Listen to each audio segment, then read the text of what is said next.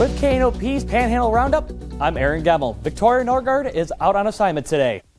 Monday, Nebraska Governor Jim Pillen and the Nebraska Department of Economic Development and the Nebraska Chamber of Commerce and Industry held a press conference in Gering prior to the inaugural meeting of 6 Regions, 1 Nebraska in the Western Nebraska Community College region.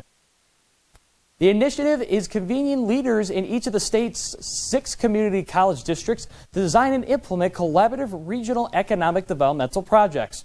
At Governor Pillen's request, the legislative allocated $3 million of American Rescue Plan Act funds to DED fund to the regional effort.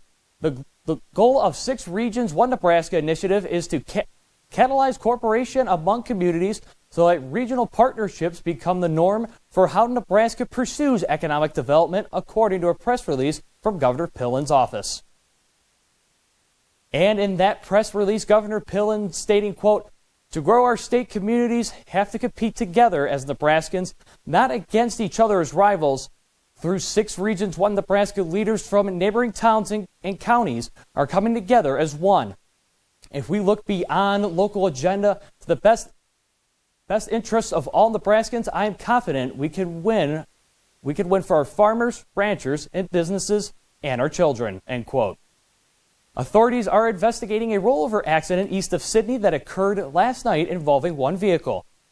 EMS firefighters and law enforcement responded at around 10:13 p.m. Monday night close to Cheyenne County Road 177 and U.S. Highway 30.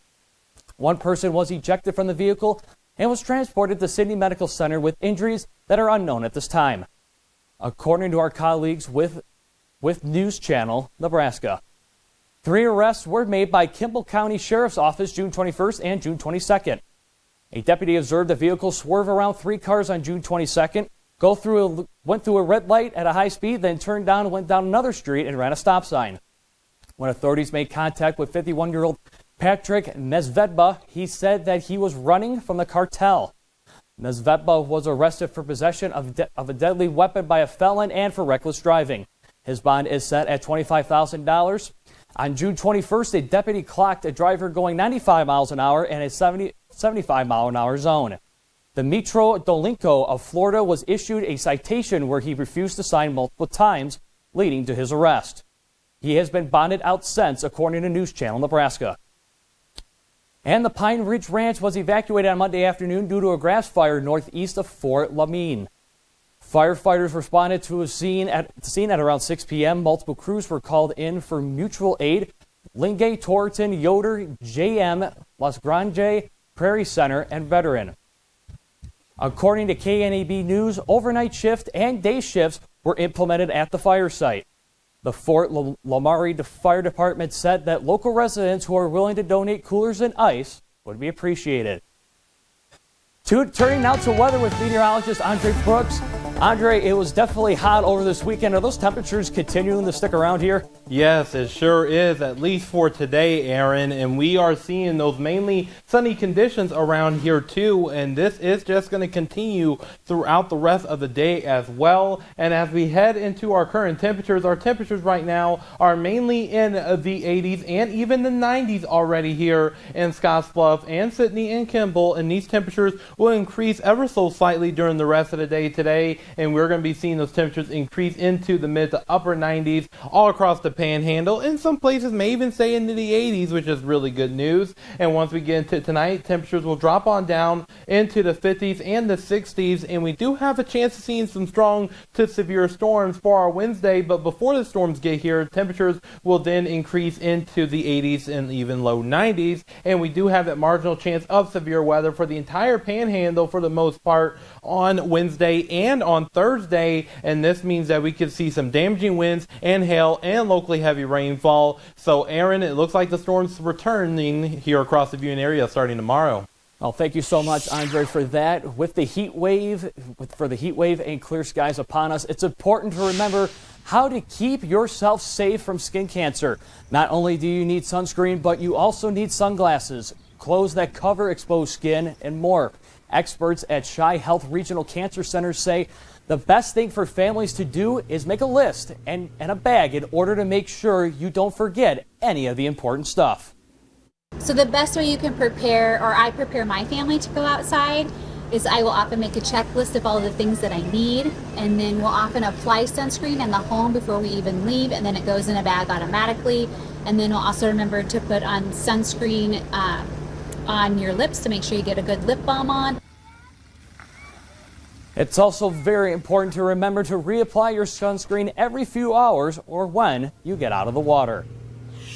And Husker volleyball standout Harper Murray pleaded no contest to a DUI charge stemming from an early April traffic stop. On April 5th, police pulled her over near 16th and Vine in the capital city. Her BAC, her blood alcohol content, was at .169, more than twice the legal limit. She was also found with a fake ID. Lincoln police say that she didn't comply with an officer during the investigation. Her sentencing is set for July 22nd. Her charge carries a mandatory minimum of 7 days in jail and a $500 fine. Now to Panhandle Sports with KNOP Sports Director John Clanton. Welcome to the Sports Desk. The Alliance Senior Legion baseball team, they were in action on Monday night, taking on Alliance. And the Senior Spartans, they pick up a 4-0 win, defeating Ogallala on Monday night. Now, Alliance, they're back in action on Wednesday for a big one as they take on Gering in a key Area 7 matchup. Meanwhile, the Western Nebraska Pioneers also in action on a Monday night. Pios taking on Greeley. This one a pitcher's duel, folks. Both teams would have no hitters into the ninth inning, but in the end, Pioneers pick up the 2-1 win. One final baseball item of note. The Men's College World Series Finals came down to one game. SEC foes Tennessee and Texas A&M would go the distance in the contest, and it would go back and forth. In the end, it was Tennessee holding on to get a 6-5 win on Monday night to claim their first national championship in baseball. Tennessee, they got huge days at the plate as 5 hitters finishing with multiple hits in the game. Led by Dylan Dreeling, who finished 2 for 2 with 3 RBIs. Another exciting year out in Omaha, and we got a winner takes all game 3 to wrap things up. So you can't get any more exciting than that. That's all from the Sports Desk. Everyone have a great rest of the day, and see ya. Thank you so much, John. On Monday, the Supreme Court agreed to take up on a case that will decide whether states can restrict gender-affirming care for minors. This will be the first time the High Court has weighed into the issue in a substantive way.